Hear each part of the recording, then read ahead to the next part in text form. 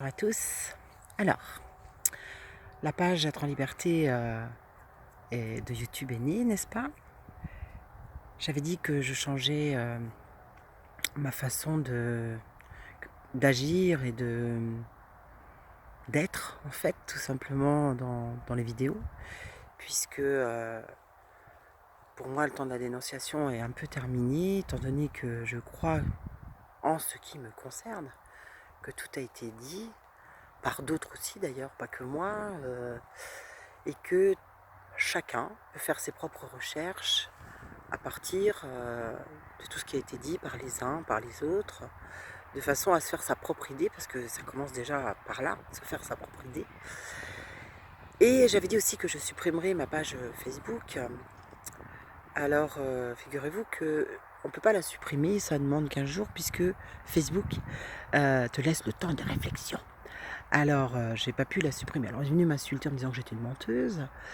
Et puis, comme j'aime bien qu'on m'insulte, je me suis dit, bah tiens, je vais la garder au final. Voilà, donc je l'ai gardée. Donc j'ai supprimé toutes les vidéos, parce que voilà, elles sont sur YouTube, elles n'ont pas lieu d'être, puis elles ont été je ne sais combien de fois téléchargées. Et du coup, cette page Facebook, je ne sais pas ce que j'en ferai, hein, ça n'a pas tellement d'importance. En tout cas, elle est en stand-by encore pendant 28 jours, grâce à tous les gens qui me signalent perpétuellement, qui sont payés donc par le système pour faire leurs actions. Bon, c'est leur choix, je m'en moque complètement. Seulement, bien sûr, quand ils feront des vidéos dorénavant, elles seront toutes supprimées en ce qui me concerne. Voilà, je dis non au système, mais je dis non aussi à leurs trolls, évidemment, parce que le harcèlement, la manipulation, enfin ce qu'on connaît tous les jours, hein, au travail ou dans la vie, ben, je dis que ça suffit et que je dis non. Là aussi, je dis non, donc je fais supprimer les vidéos. Voilà, ceci étant dit, aujourd'hui, sachant que beaucoup de gens ne veulent pas voir ce qui se passe, ne veulent pas, pour diverses raisons. Peut-être parce qu'ils sont dans le déni, peut-être parce que c'est plus facile pour eux de ne pas savoir, parce que ça impliquerait forcément que nous sommes responsables de l'état de ce pays, hein, tous autant que nous sommes évidemment, puisque nous l'avons cautionné pendant des années, et par nos ancêtres aussi de toute façon. Donc ça veut dire que je ne désire pas prendre ma responsabilité et que soit je manque de courage, soit je vis dans la peur.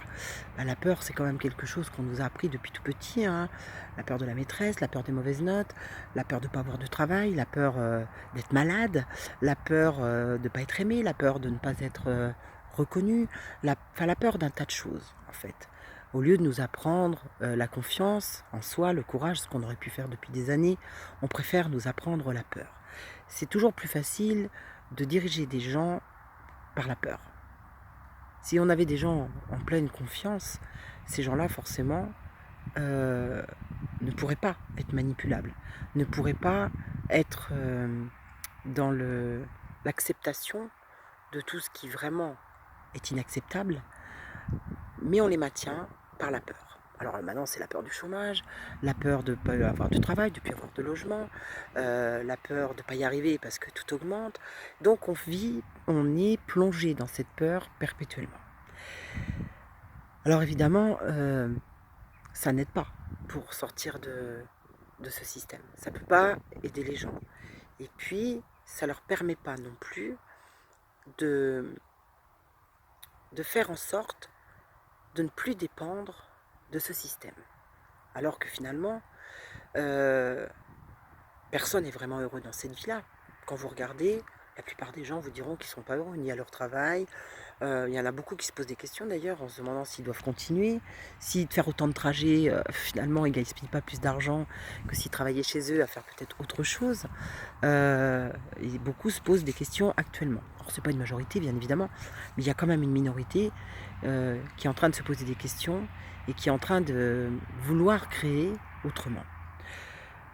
Lutter contre quelque chose, pour moi, c'est le renforcer.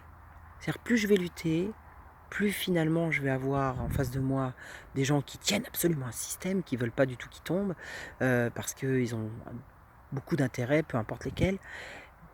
Alors que finalement, moi je pense qu'on peut créer à côté. Alors bien sûr, créer à côté, ça demande beaucoup d'autonomie. Mais de l'autonomie déjà qui soit une autonomie intrinsèque. C'est-à-dire, si à l'intérieur de moi, je suis motivée par la peur, je ne vais pas pouvoir reprendre mon autonomie. Ça ne va pas être possible. Pour que je puisse reprendre mon autonomie, il faut déjà que je cesse la peur. Il faut déjà que j'accepte que je suis responsable de tous les actes que je pose, que je suis responsable de tout ce que je mets en place.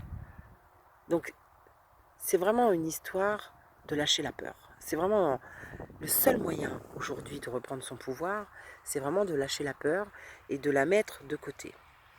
Des fois, gagner moins, mais en agissant pour la planète, en agissant pour les enfants, en agissant pour le respect des autres, c'est déjà un bon début.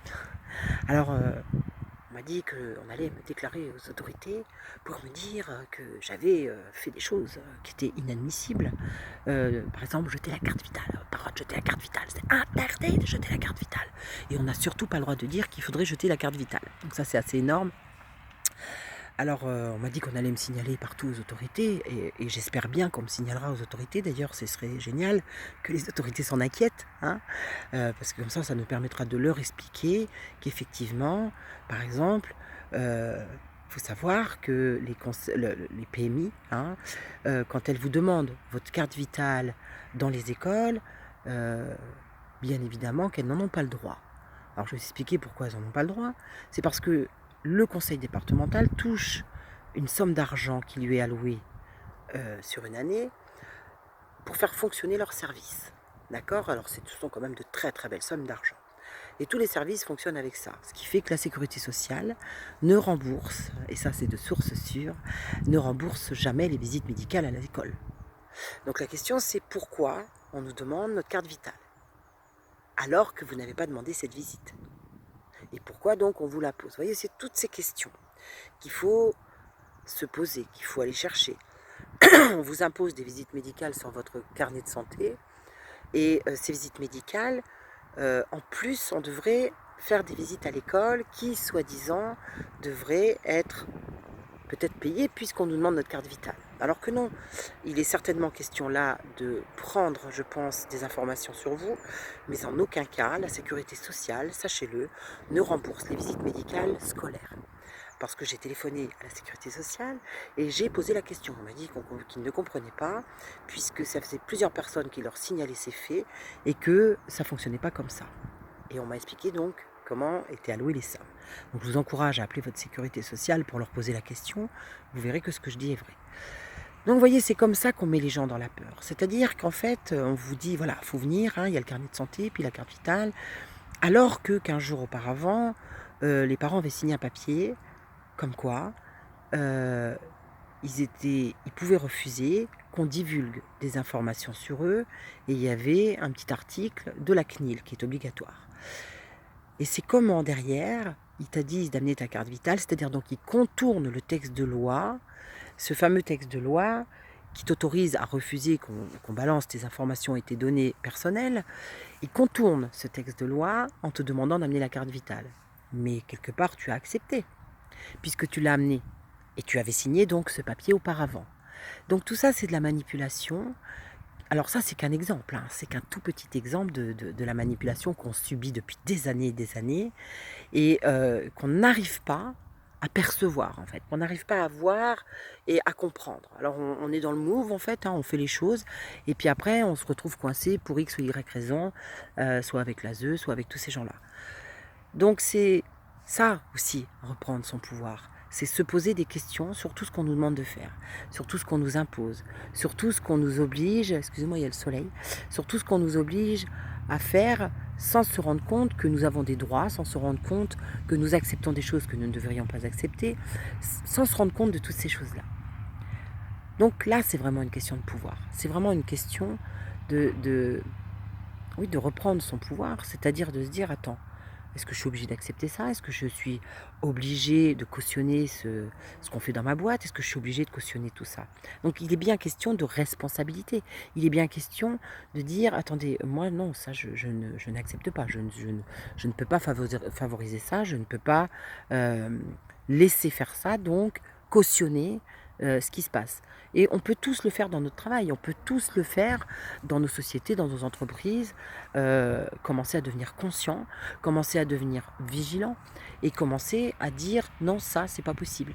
Ça c'est de la corruption, ou ça c'est de la manipulation, ou ça c'est du mensonge, ou voilà. Donc à partir de là, on porte tous la responsabilité si on accepte de continuer à le faire. À côté de ça, vous avez des gens qui sont en train d'essayer justement de sortir de ce système fallacieux dans lequel nous sommes, qui n'ont plus du tout envie de cautionner justement, qui n'ont plus envie de se taire, et qui donc sont en train de créer à côté, de se mettre le plus possible en autonomie, de commencer à respecter un peu plus tout ce qui est les déchets par exemple, de cultiver différemment, de se soigner différemment, et petit à petit, ils éteignent la télé, ils éteignent toutes ces ondes qui nous mettent en zone bêta et qui ne nous permettent plus de réfléchir et de penser correctement. Sans compter toutes les ondes téléphoniques, sans compter toutes ces antennes que vous avez dû voir se construire un petit peu partout.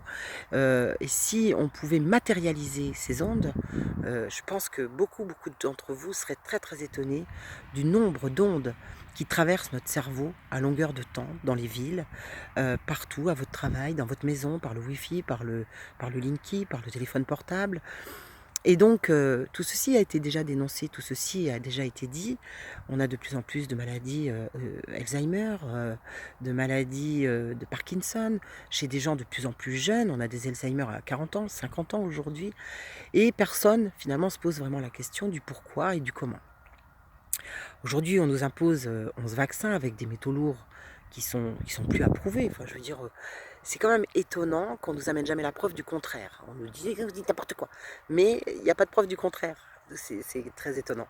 Il y a beaucoup d'études qui ont été faites, des études par le monde, hein, qui sont disponibles à tous, que vous pouvez traduire. Aujourd'hui, Google traduit tout.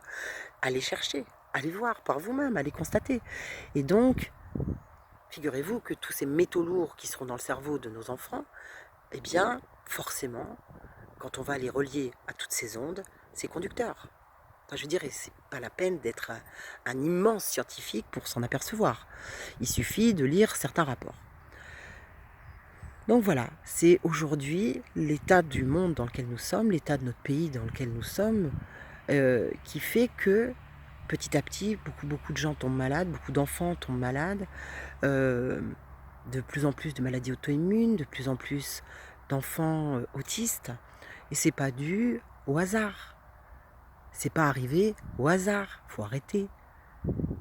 C'est une réalité qui est présente chaque jour. Tous les jours, vous avez un ami, un copain, un membre de votre famille qui vous dit que votre enfant est malade suite au vaccin. Tous les jours.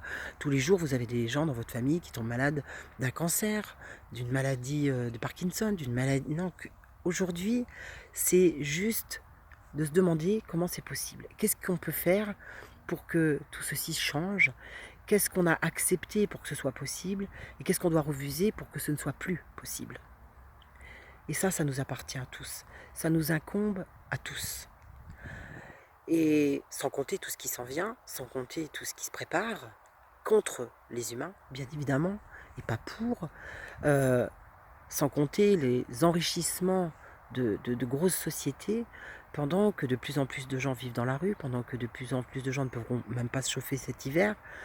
Et ça nous appartient à tous. Ça nous appartient à tous de se dire, maintenant, moi, à mon humble niveau, qu'est-ce que je peux faire pour que ça change?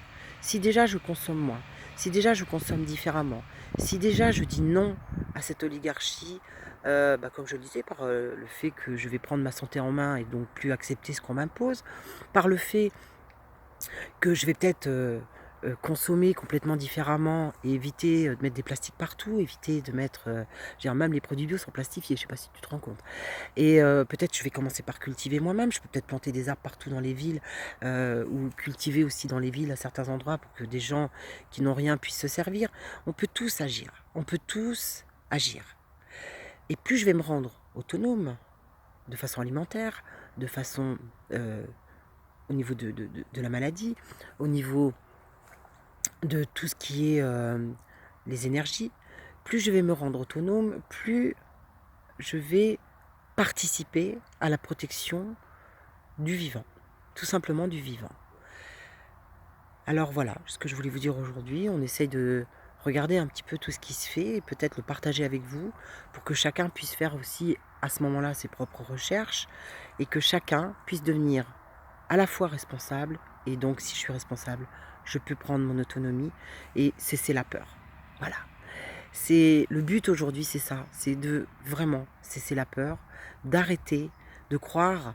euh, je ne peux pas croire ce qu'on me raconte à la télévision, alors que je vois tous les jours ce qui se passe. Vous voyez, il y a comme quelque chose qui n'est plus en corrélation. Vous voyez bien que tout n'est que mensonge. Et que donc, à partir de là, ça vous appartient à tous de commencer à changer ce que vous voudriez voir changer dans le monde. Si je me change moi, je vais pouvoir changer des choses. Si je ne me change pas moi, rien ne va changer. Voilà. Donc, à vous de jouer, à nous de jouer, et à bientôt.